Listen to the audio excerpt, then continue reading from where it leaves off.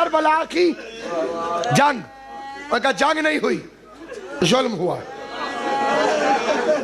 اس علاقے کے غیرت مندوں، رات نہیں اب صبح کا وقت قریب ہے، امام زمان میرا مجلس میں موجود ہے۔ ایک فکرہ میں بھی کہتا ہوں، یاد رہے تو قیامت تک یاد رکھنا۔ 10ویں محرم تک ظلم ہوا، شام غریبہ سے بے غیرتی ہوئی۔ کلمہ پڑھ کے محمد کا بیٹا ذبح کرنا ظلم ہے، زینب کی چادر لوٹنا بے غیرتی ہے۔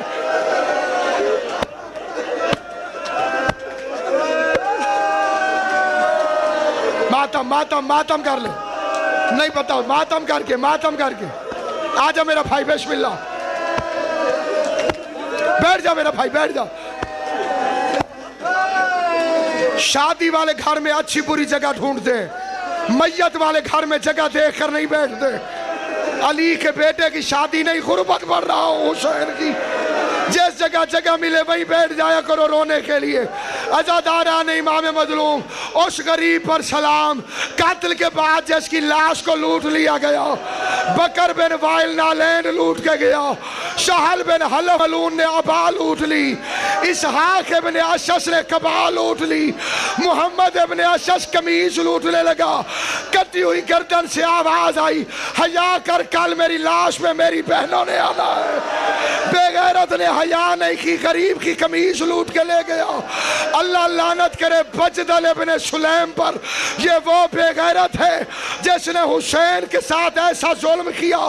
تیرا چوتھا امام ہر نماز کے قنوت میں اس بے غیرت کا نام لے کر اس پر لعنت بھیجتا تھا، جس کا پتھر کا دل نہیں۔ مجھ سے پوچھ اس نے کیا کیا؟ یہ حسین کی انگوٹھی لوٹ کر گیا۔ جو عزادار بیٹھے ان سے پوچھ، صرف انگوٹھی لے کر گیا، 3 دفعہ اتارنے کی کوشش کی، ہاتھ میں اتنے زخم تھے، غریب کی انگوٹھی نہیں اتری، اس لیے پھر اتاری، نہیں اتری، پھر اتاری، نہیں اتری۔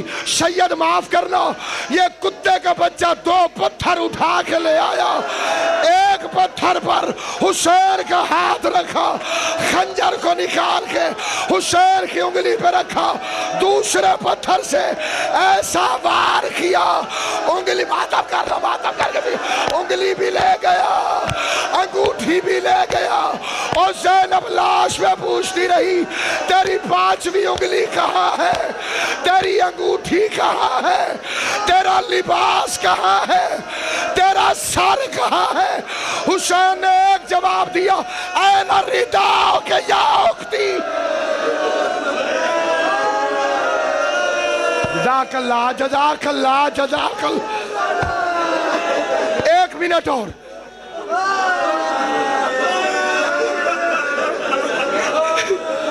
بی بی زینب نے 3 سوال کیے،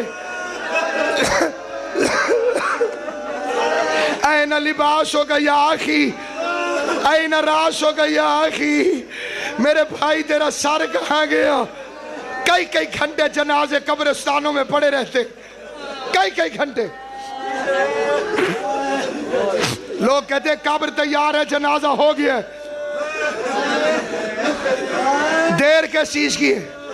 آواز آتی ہے غریب کی بہن آ رہی۔ علی کی عزت کی قسم، کوئی گھر میت سے دور نہیں، جب بہن آتی ہے اسے بتانا نہیں پڑتا میں اس کی بہن ہوں، اسے اتنی اونچی آواز میں رونے کی اجازت ہوتی ہے۔ غیر مرد کرتے ہیں، پردہ کرو غریب کی بہن آ گئی ہے۔ رات کے اس وقت اس لیے بیٹھ کے ماتم کر کے رو رہے ہیں، زینب نے کہیں سے آنا نہیں تھا، 70 قدم پہ زینب کھڑی تھی، کتے کے بچے کے ہاتھ حسین کی زلفوں میں تھے، قرآن اٹھا کے زینب رو کے کہتی تھی، نہ مار، میری ماں نے چکیاں 20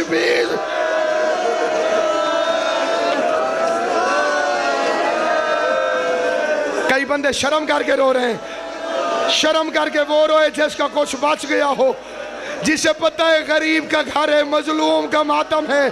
عزاداران امام مظلوم، ایک بے غیرت ہے جس کا نام ہے مالک ابن بشر، مجھے بھائی نے حکم دیا ہے تعمیل کر کے چھوڑ رہا ہوں، مالک ابن بشر جس نے حسین کا امامہ لوٹا تھا۔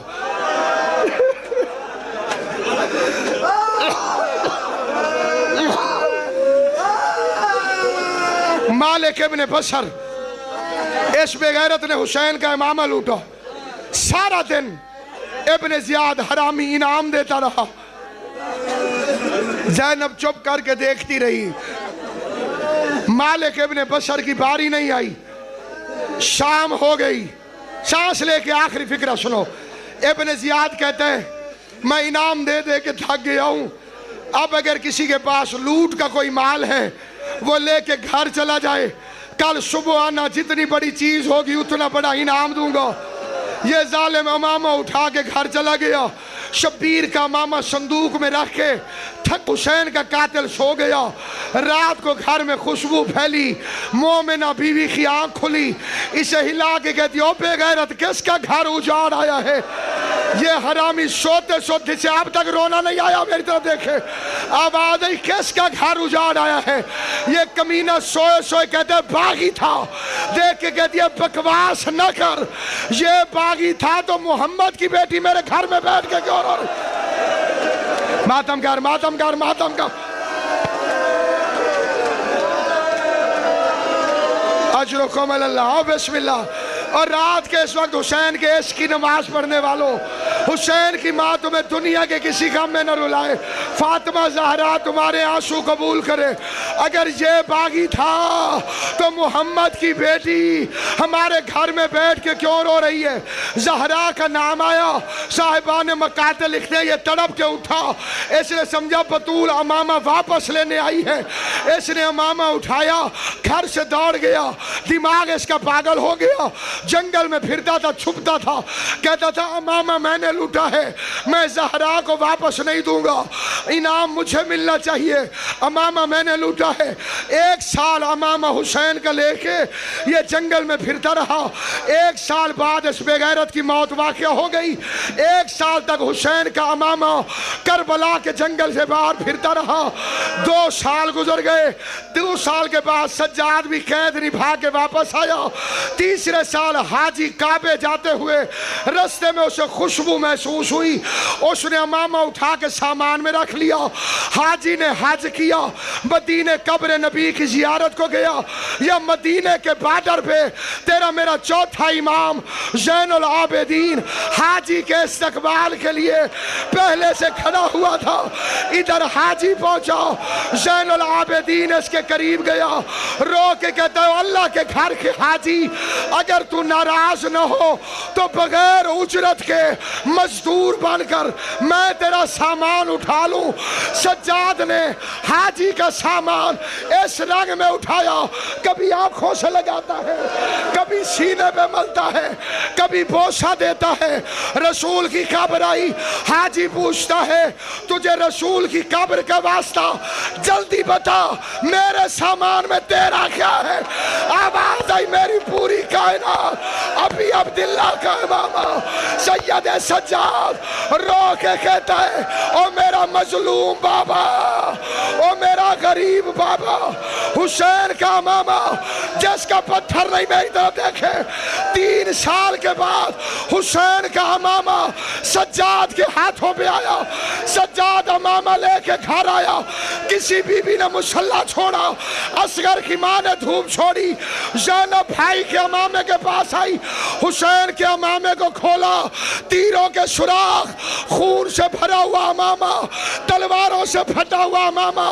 ज़ैनब ने इमामा उठाया, रसूल की कब्र पे गई, इमामे को खोल के कब्र मोहम्मद पे रखा, कब्र में से जलाया, रसूल कब्र से बाहर आया। आवाज आई ज़ैनब उठा ले, मुझसे बर्दाश्त नहीं होता। रो के कहती है वाह नाना, 3 साल के बाद अमामा बर्दाश्त नहीं हुआ और मैं 70 कदम पे खड़ी होके कातिल के सामने मिन्नतें कर करके कुरान उठा उठा के वास्ते देती रही।